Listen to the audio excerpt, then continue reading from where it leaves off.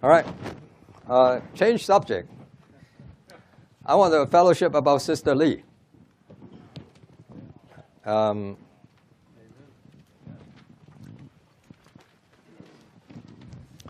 want a fellowship about her not because that only that she is the wife of Brother Lee. I want the fellowship about her because there's something really, really wonderful about a pattern. And I want to show that pattern to you. Sister Lee passed away on April the 30th, and she was for 36 days without water. Without food. And it's really amazing. But I'm going to tell you something more amazing.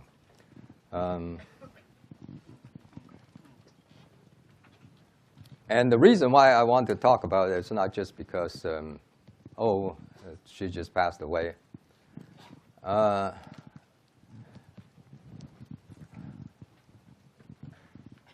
There's a big part of the recovery is composed of sisters.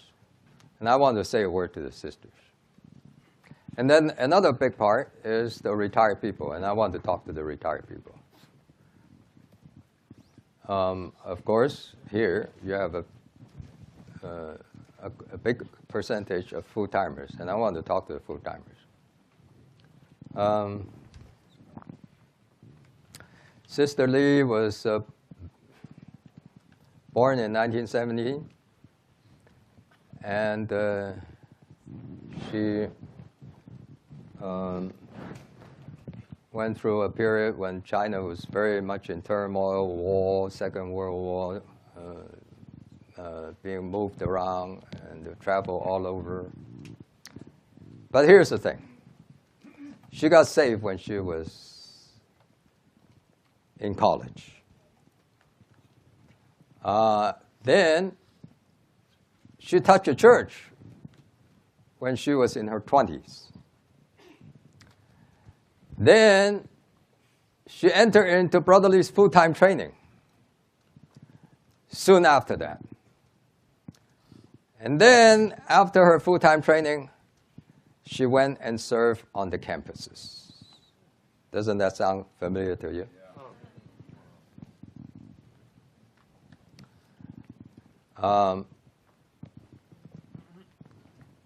So here is somebody that 70 years ago was just like you sitting here. And today, you look at the picture, those that were in Grace Garden, all you see is a strimpy old woman. And said, what is this? Where is this woman coming from? A planet? It's just so strange. Well, strip all those outward difference and just look at the bare soul. It's somebody that's just like you and me. And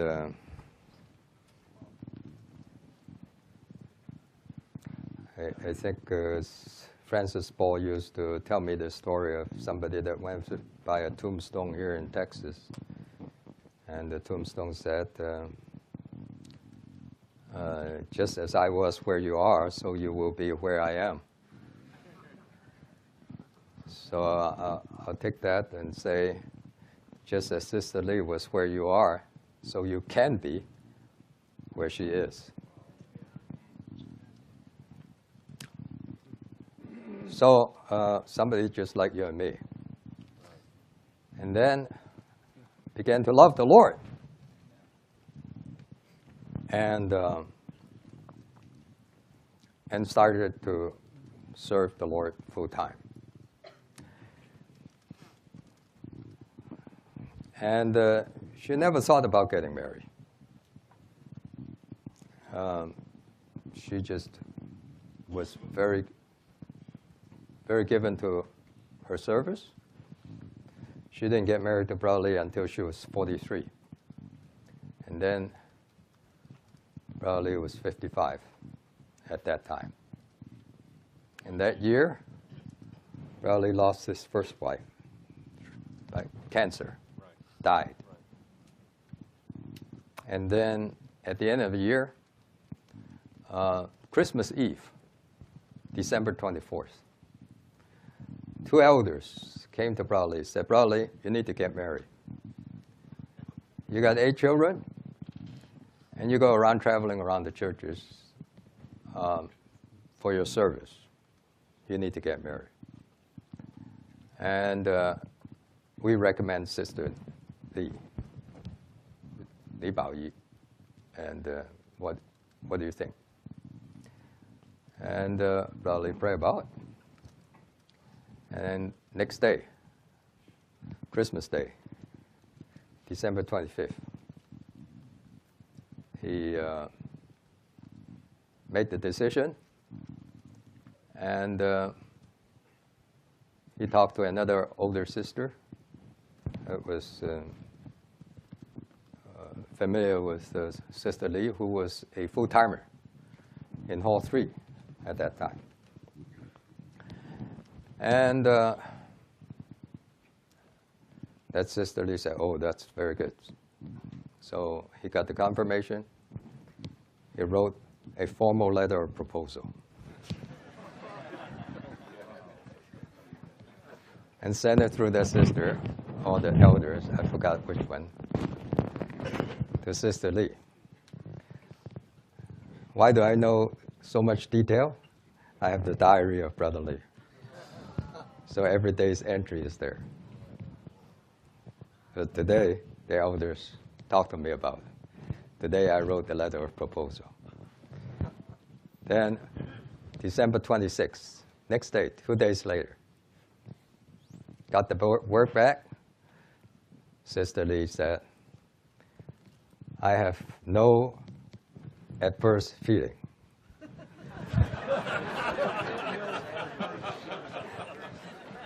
No contrary feeling. She said, she has no contrary feeling. Brother Lee wrote on his diary, she has no contrary feeling.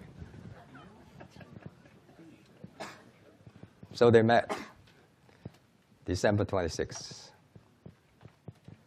Then next entry, January the 2nd, engage.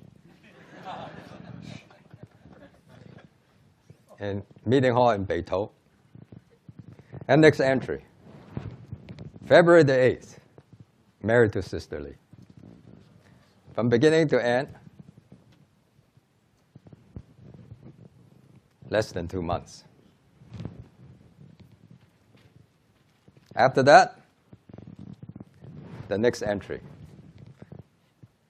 training before the brother's proposal on Christmas Eve. After marriage, training again,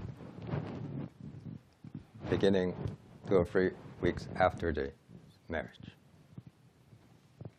All right? Why do I mention this?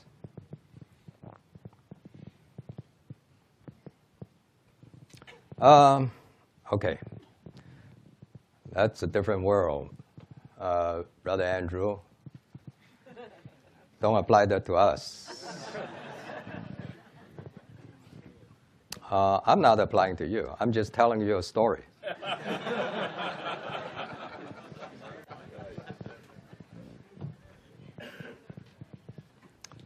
I think here is a consecrated person. And I think that something about that is worth considering. He said, where's the romantic element? Well, there's plenty, but it's after marriage. Where's the dating? Well, didn't you hear? December 26th, that was that date. It's just not Hollywood, that's all. It's just not Hollywood. And is Hollywood truth? No. What is the paradigm? Give me one example in the Bible about dating. Give me one example about dating.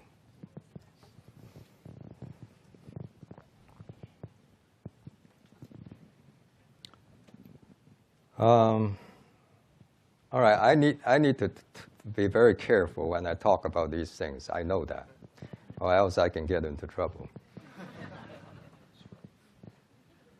But that's why I'm telling you Sister Lee's story. It's not just because it's... and I'm saying this, I'm telling you, after you strip all the shrimpy old women and all the appearance and all of that, you get a soul that is just like yours. And here's somebody that is consecrated. And in the funeral, in the memorial meeting, her granddaughter testified that every turn of her life, she went to the Lord, and the Lord said, "Are you a consecrated person?" Again and again. When she wanted to go to the full-time training, she prayed to the Lord. The Lord said, "Are you a consecrated person?" When she was to be married to Brother Lee, and went to the Lord, and the Lord said, "Are you a consecrated person?" So that word just shut up the mouth. Nothing more to say.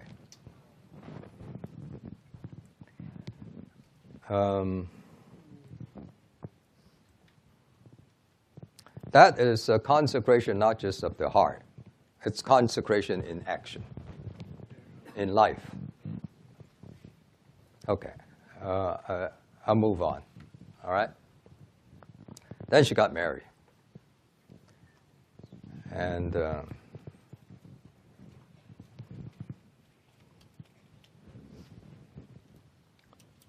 she, what was she doing? She was serving the Lord, but serving in another capacity. Serving in a way that is like Caleb to Joshua. So Joshua won all the battle, but Caleb was there all the way. And when the warfare was finished, Joshua told Caleb, he said, "I'm 85 years old. I'm just as strong as when I first started. Give me this mountain, Hebron." Yeah. So he got Hebron. He was just as much an overcomer as Caleb was. So here it is. You have a person. We only know Sister Lee. We only knew Sister Lee, our older ones, by her shadow. Right. She's always in the shadow. You never see her. Yeah. She didn't give a message. She didn't go back to the bedroom or the dining room and say, "What did the brothers talk about? Tell me about it. And here's my opinion." He never had that.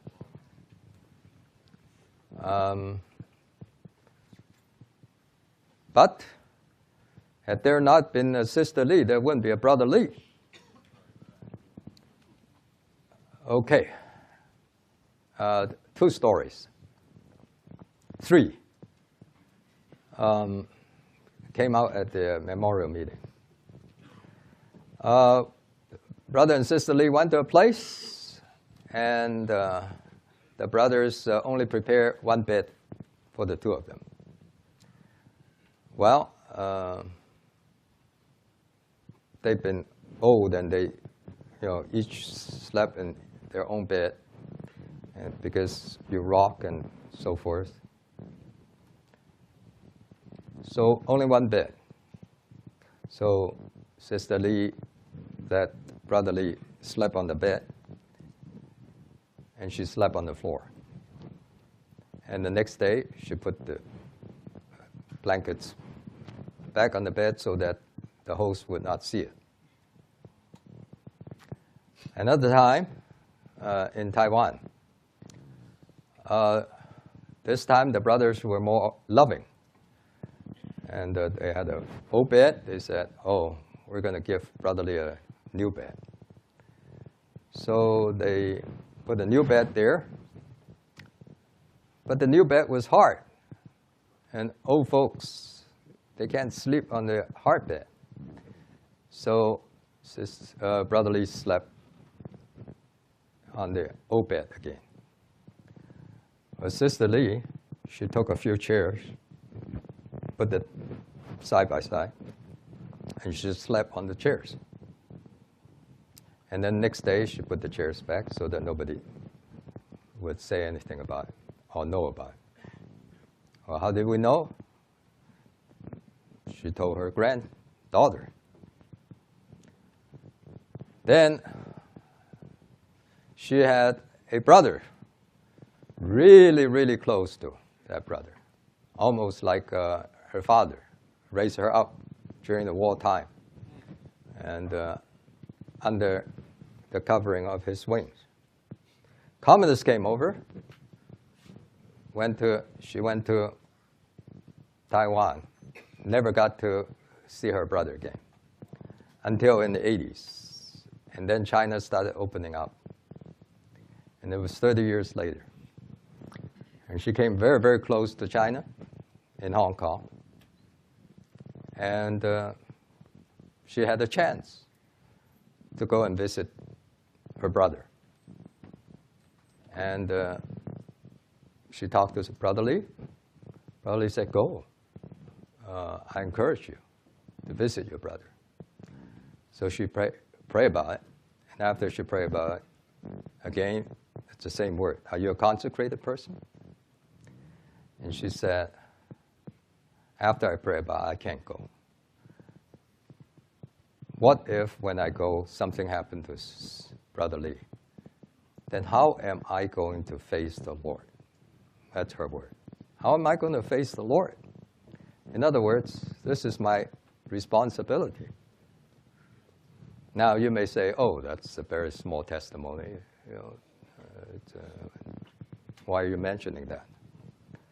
I'm telling you because, okay, I said, here is a girl, a woman, a sister, and she went through 3 stages of her service life, a long service life. The first stage as a single full-timer. Second stage as partner and as support. Third stage as a retired person, senior one in the church. And before she passed away, she prayed all the time, Lord, make me an overcomer. And I would say that in all 3 stages, she got A+. She was good, approved as a single sister. She was approved as a wife. And she was approved when that responsibility was over and she served as a retired person. And that is no small feat. A person who have never written a book, who have never given a message, who has never drafted an outline, but yet in her service was doing everything what we say should be done. And here, well, let me finish. Then when Brother Lee died in 1997, and she became widow. And what was she doing? Playing golf, playing chess, doing nothing, just passing the time, like what some retired people would. She was strong in the 2 most important functions of the church life: shepherding and praying. That is 80 to 90% of what the church life should be. Making decisions, administrating, deciding on how money should be run, that's very small. You can hire a treasurer and he can do that. You don't need a super elder to do that. What is the biggest need in the church life?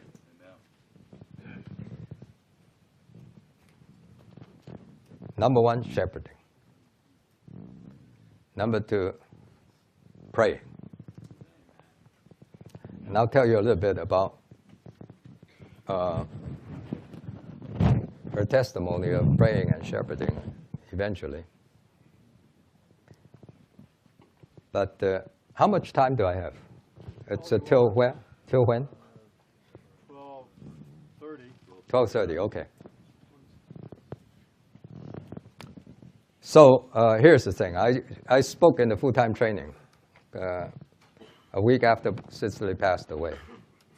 I said, here, sisters occupy more than half of the church life. And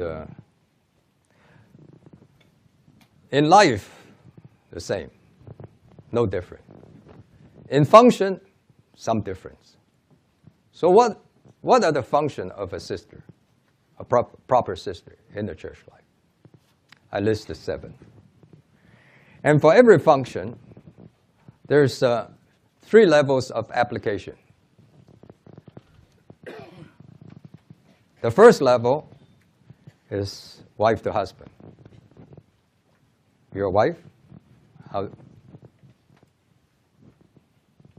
how you relate to the husband. The second level is it's a picture of Christ and the church. So Christ, the church should be something to Christ. Third level is more general, the place and function of sisters in general in the church life. 3 levels. Okay. 7 functions on these 3 levels. Number 1, God, at the beginning, told Eve, I'm going to make you a helper for your counterpart. And if you read the original, the counterpart is not the strong word. The strong word or the focus word is the helper. So first word, helper. So first level of application,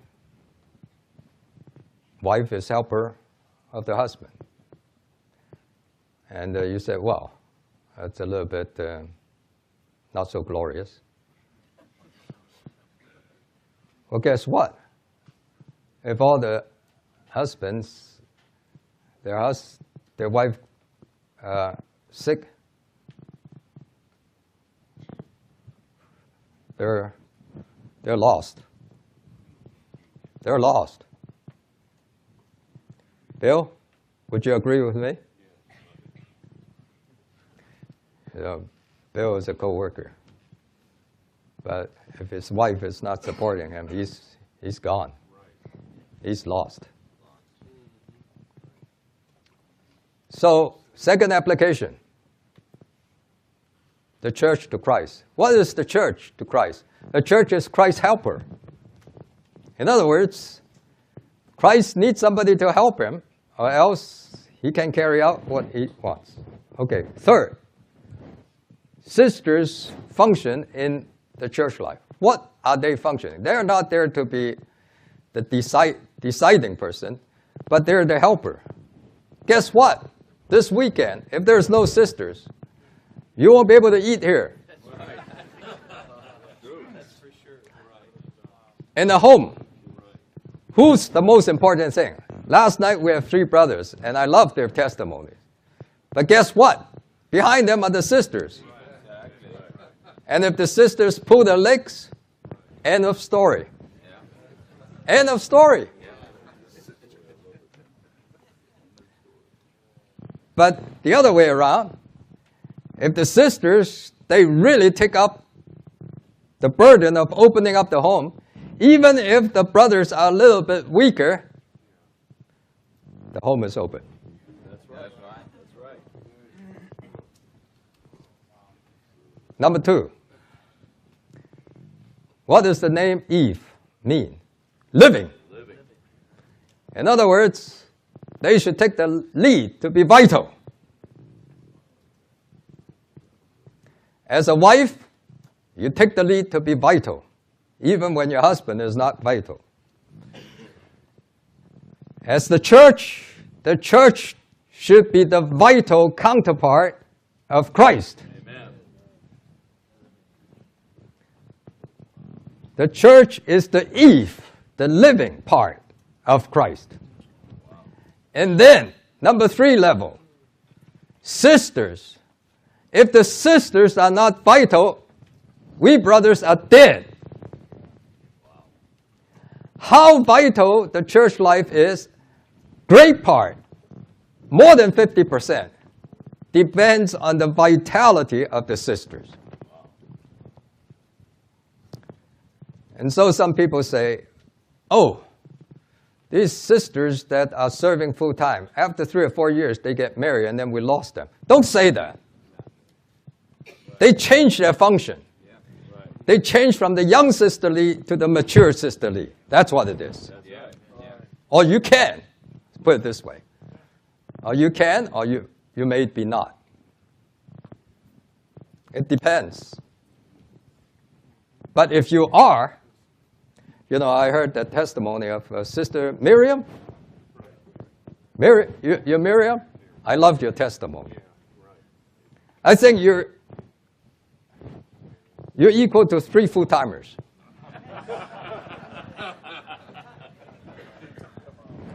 Come on. So, when you get married, you morph from sisterly 1 to sisterly 2. How's that? Yeah. Amen. Be the vitalizing factor. Be the helping factor. Yeah. Then what else? She shall bear a seed. The woman is going to bear a seed. So she's the fruit-bearing factor. The woman is the fruit-bearing factor to the man. The church is the fruit-bearing factor to Christ. That's right. And sisters in general is the fruit-bearing factor in the church life. Talk about home meeting or open home. Right. Who prepared the food? Right. Sisters. Who called them? Most of the time, sisters. Who prayed for them? Sisters pray a lot. You just consider an open home. How crucial is the function of the sisters? I just want to give you this vision. Yeah. The fruit-bearing factor in all the church life are the sisters.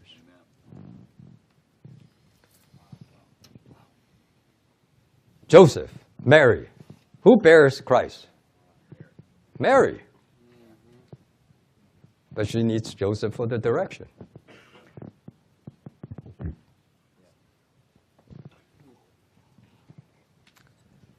Number 4. The seed of the woman is going to destroy the devil. Amen. Amen.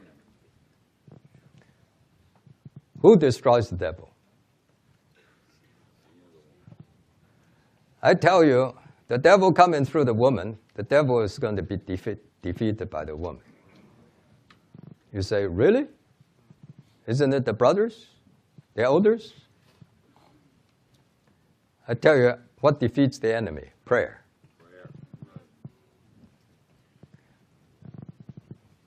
Just by making some decision that defeats the enemy? I tell you, the one thing that gives the enemy the death blow is prayer.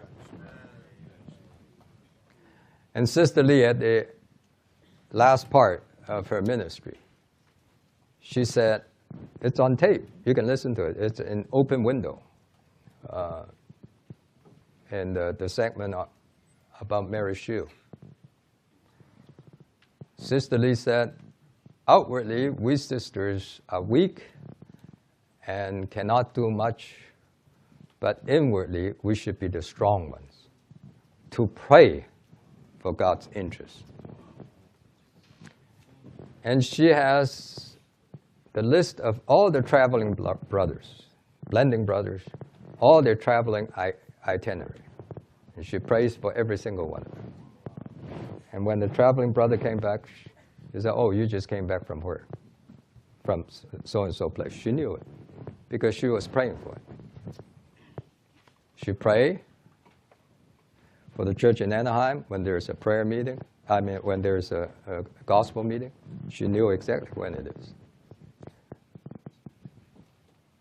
She took the prayer ministry in a very serious way.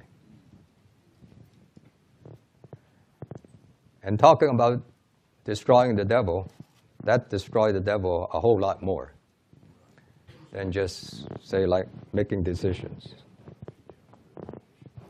Brother Watchman, he said, you got to provide me 20 sisters to pray for this message, or else I couldn't release this message.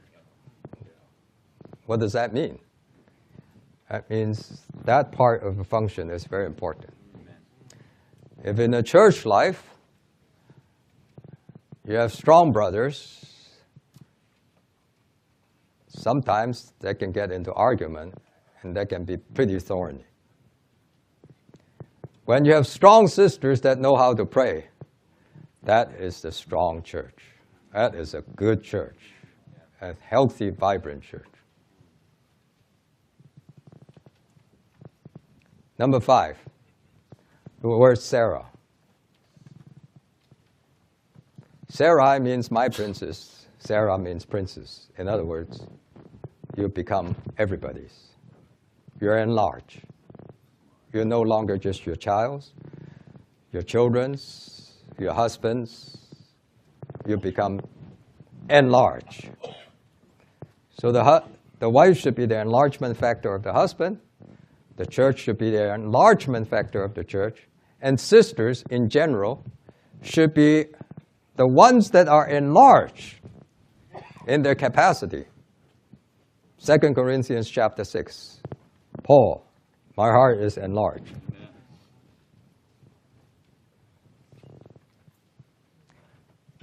Putting people into the heart. Who puts it more? The brothers or the sisters? In a home meeting I'm talking about.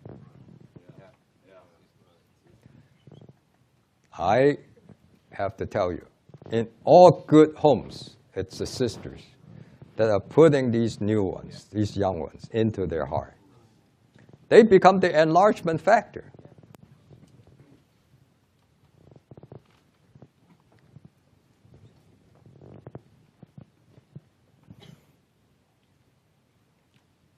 Then when they are enlarged, then she becomes the mother of all nations. Out of her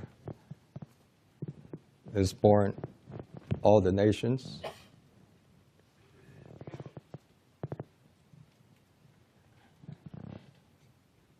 And that, of course, is multiplication and increase. Okay, so those are the points. I want to say a word to you sisters. Married ones, be sisterly number 2. Unmarried ones, be sisterly number 1. And tell the Lord, Lord, I'm a consecrated person. Whatever I do is for you. Amen. Yes, childbearing, raising up children, that's the job of a sister. But that's not the only job. That's not the only job. Listen. When you get married, not much change. When you have your first child, a lot of change. And then you think that childbearing is your job. Yes, that is one of the jobs. But the bigger part of the job is all those things that are listed in its application. Now, if you see that, and there's a vision, there is a vision. You're not marrying just for the sake of satisfying your own desire and taking care of your human need. There is a higher need to be a proper sister with the proper function. What I just talked to you are the functions. I'm not talking about life. Life, same. You and I, all the same. Function, we're different. When I open up my home, I cannot do the thing that my wife does. Right, Neil?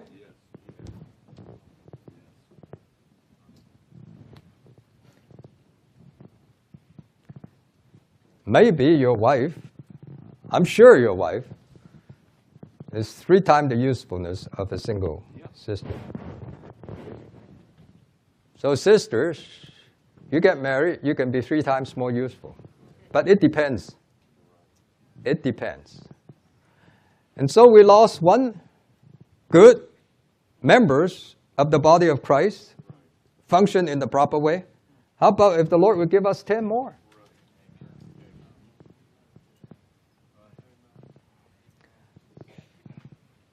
Lord, make me this. And I'm a brother. I cannot be a sister. And there is some privilege and some honor that the Lord can only bestow to the sisters. So I don't talk about this every day. I talk about it only now that I use this opportunity of Sister Lee's going away to say a word. I first said it to the full-timers, and you're ex-full-timers, so I say it to you. We talk about young working saints, young adults. There's nothing wrong about that. It's not that status is wrong. It's the vision is wrong.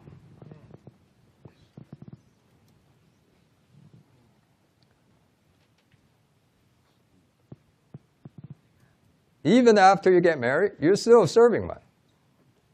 And you can be a more effective serving one if you only will. If you only will.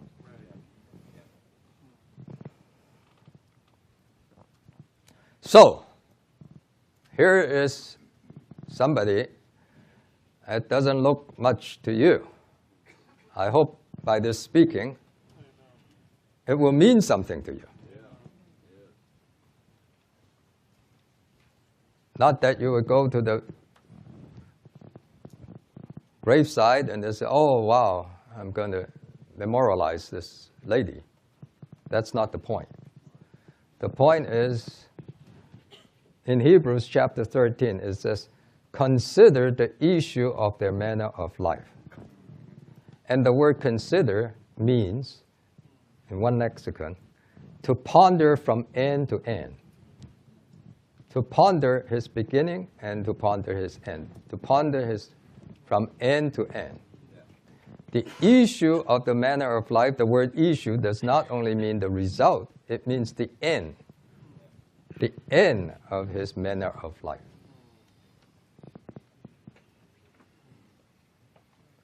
So all of you here who are serving the Lord full time, there is the hope and the possibility that 70 years from now, you would be like this lady. Right. And what a glorious hope. Amen.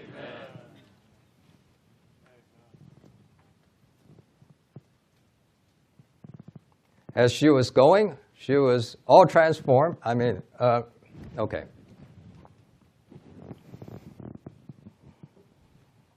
There's 2 places in the New Testament, in the Bible, that describes what a fully mature person is like. One is Song of Songs chapter 8. This person is fully transformed. So the only thing that is left is to aspire and yearn after the rapture. That's chapter 8. And it says, who is she that came forth from the wilderness, leaning on her beloved?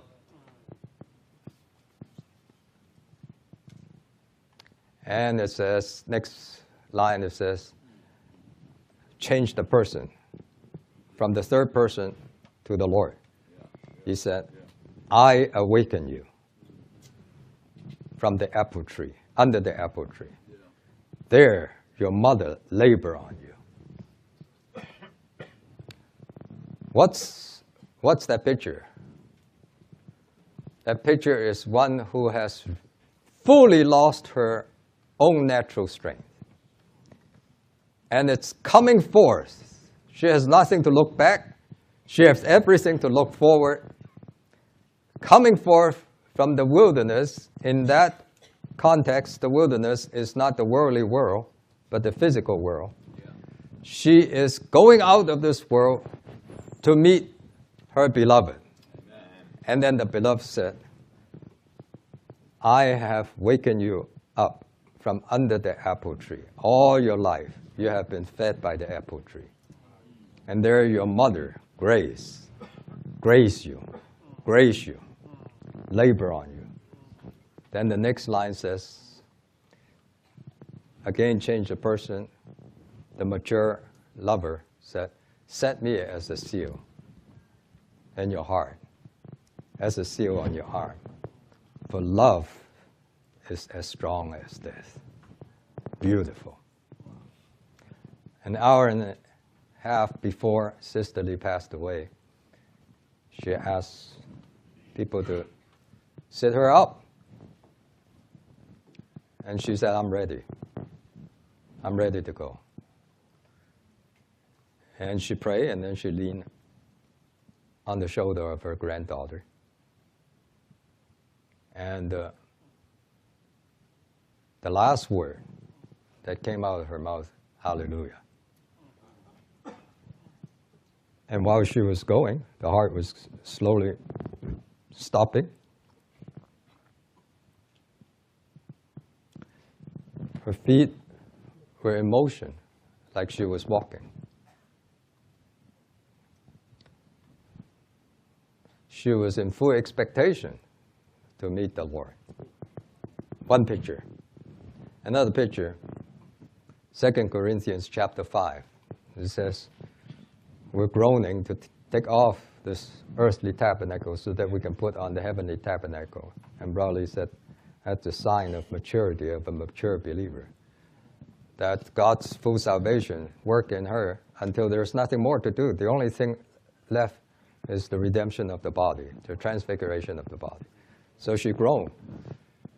Groaned not because of the pain, not because of the hurt, not because of the death, suffering, but because now it's like the caterpillar that's ready to come out of the cocoon.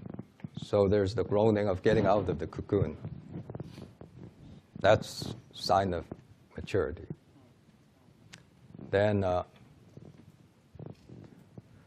just tell you one story. When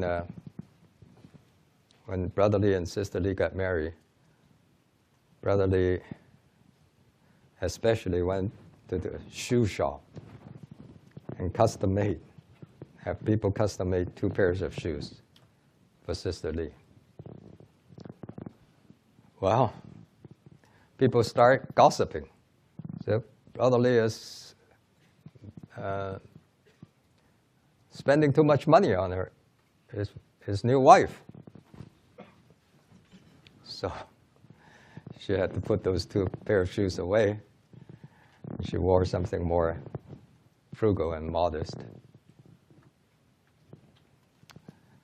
Now, you read 1 Corinthians chapter 5, I think it's verse 5. It says, for the purpose of us putting on the body of transfiguration, God has wrought us. For this purpose, God wrought us. God wrought us for this. For what? For us putting on that body of transfiguration. And Brother Lee in the life study used an illustration. And the illustration is you go to a shoe shop and you custom make the shoes to fit your feet. But in the way God does the transfiguration, He custom-made your feet to fit the shoes. So he made you to grow and grow and grow until you're qualified to take on that body of transfiguration. And he wrought you, shaped you for this. And so, for a mature believer, the feet has grown to the right size. So he's more than ready to go to the other realm to put on that shoes. Well, for us, if we die tomorrow, don't think that the resurrection body is going to custom made to fit your size. You better fit that size. Amen. If not, you'll be like David, trying out the armor of Saul. Doesn't fit your size. That's what that verse means. So here is a sister, and I would say, Sister Lee, at those first two pairs of shoes, you may have reservation wearing them. But this pair of shoes, you will have no reservation in putting that on. If your feet grow into it. So, I can tell you more story about maturity, what it is. But it's something that all of us can look forward to. Retired saints. There's something to look forward to. It's not just, I lost my job as an elder, I lost my job as this and that. All I could do is just to go to the backyard and mow the lawn and feed the dog.